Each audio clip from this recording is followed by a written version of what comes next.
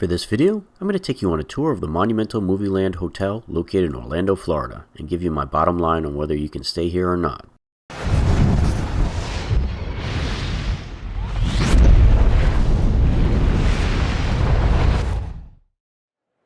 Let's face it, if you followed this channel for a while, you realize I travel a lot, and one of the biggest surprises for me as a vlogger was I was surprised at just how popular my previous hotel reviews ended up being.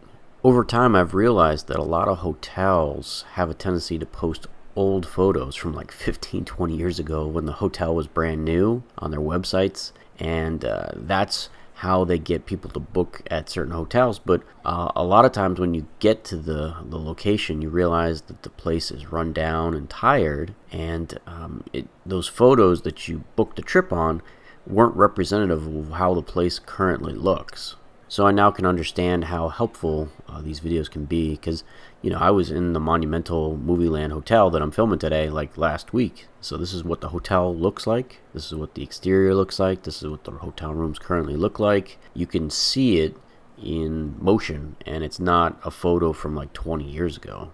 Now, the Monumental Movieland Hotel does have a great location. It's right in the heart of International Drive.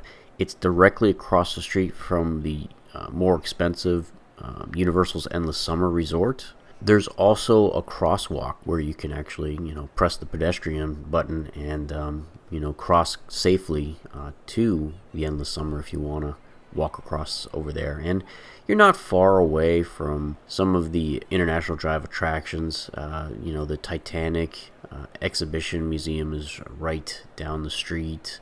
You could probably walk to the Magical Midway arcade and go-kart track. It's not far. As for Icon Park, the convention center, Point Orlando, you're probably going to need a car, or I believe there's an International Drive trolley that you can take as well. So now let me be honest about the Monumental Movieland Hotel.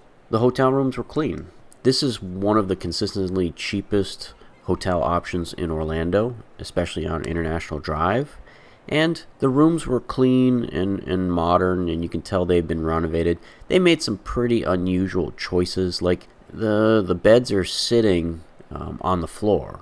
There's no frame on the bed. The box springs are directly sitting on the floor, which is an unusual choice. I don't know how hygienic that is, but I guess they didn't want bed frames to be squeaking at night, so they just don't have any bed frames. The building outside looks kind of forlorn. It's definitely showing its age. When you are talking about an expensive hotel, they always cut corners somewhere. And that's where I think they cut the corners, is the exterior of the hotel. The paint is kind of tattered and faded, and the landscaping looks kind of old. And basically they're mowing weeds. They're not fertilizing the lawn. It's the exterior that really kind of gives away that this is a cheap hotel. The pool itself, again, was clean. The chlorine levels were good. You could see the water was nice and clear. However, again, the pool deck was showing its age. I mean, this hotel's probably like 30 years old, and the pool deck had a lot of cracks in like the pavement, and you can just tell the place is old. One of the advantages of this particular hotel is it is directly connected to the Black Angus Steakhouse, and the food is good there. I did eat dinner there one night and was really impressed with the steak. So, the restaurant is probably what draws people to this hotel. I think that's part of it. The other thing is they do call this the Monumental Movieland Hotel, and I did love the theming. Like when you walk in the hallways, they have a bunch of movie posters and everything. So for a cheap hotel, you don't get the cheap vibe everywhere. This particular hotel was built with some pretty decent amenities back in the day. Not only is there a large pool, but they have a huge banquet hall that holds 250 people, although that facility doesn't look like it's been used in quite a while. They also had a fitness center and an arcade, although when I went to film them, they were both, chained up and closed. So I don't know when they're open, because they weren't open when I was staying here at the hotel. Although in their defense, I was here in February, which is the off season. The busy season for Orlando is the summertime. That's when everybody's out of school and goes to Disney World and Universal Studios. So I realized, because I'm making so many of these hotel vlogs, that I really should start rating them just so they can balance out and you can compare them to other hotels. I'm going to use a scale from 1 to 10, with 10 being the best. And the very worst hotel I've reviewed so far is the Seralago in Kissimmee. I would put that on a scale of about 2.5 out of 10. So 1 being the worst.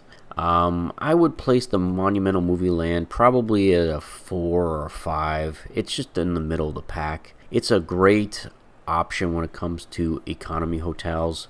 It's probably going to be the cleanest room, the cleanest bathroom, and the quietest hotel when it comes to staying in a cheap hotel here in Orlando. But for $10 to $15 more a night, you can stay in a much nicer hotel here. I mean, the room rates for the Monumental Movieland Hotel are about $55 a night. You can usually stay at the Avante or the Rosen nearby for the high 60s, low 70s. So those are much nicer hotels. Do I feel like you could bring your family to this hotel safely? Yes. This is one I would say is safe enough for families. I would tell you to avoid the Seralago. I just don't think you can get away with bringing your kids there. There's just too many drug users, and it's just a little too seedy. Here, I didn't see any of that kind of stuff. Now, they don't serve a complimentary, like, continental breakfast here at the Monumental. That's one of the places they cut corners. There is a complimentary shuttle that you can take to the theme parks, though, which is kind of nice. That shuttle will take you to Universal Studios, SeaWorld, or Walt Disney World. The hotel rooms themselves have a lot of amenities. There's a mini fridge. They've got nice brand new flat screen TVs, which, trust me, I still bump into older hotels with CRTs all the time, so the fact that they have flat screens here is kind of nice. This is the first hotel I've ever seen that actually had a dehumidifier running in the room. That's that little box that's next to the air conditioner. I've never seen anyone do it before. It's actually a pretty smart idea here in Florida because we have so much humidity. They also yanked the carpet from the rooms, and now they have like these wooden planks, these simulated wooden planks anyways. They clearly did that to cut down on the humidity in the rooms, which is kind of nice because when you walk into the rooms of a lot of older hotel rooms, they smell musty when you first enter, and this room doesn't have that at all. Overall, I had a very pleasant stay here at the Monumental Movieland. I would definitely stay here again. It is probably the nicest of the cheap hotels in Orlando. The room rates here are comparable to the Clarion that's right down the street. But I had a miserable time at that Clarion. I ended up in a hotel room where the bathroom wasn't working properly and all the plumbing was all screwed up and you couldn't flush the toilet and the shower didn't drain. So I would tell you to avoid that particular Clarion. It was awful. I'm not going to recommend this particular hotel though. I think that's going a little far. This place is perfectly adequate. But if I gave you any recommendations, it would be probably to spend another $10 a night and stay at some place like the Rosen or the Avante instead. Thanks for watching this episode of The Adventure Schmuck. If you enjoyed this video, don't forget to like and subscribe. See everyone next week.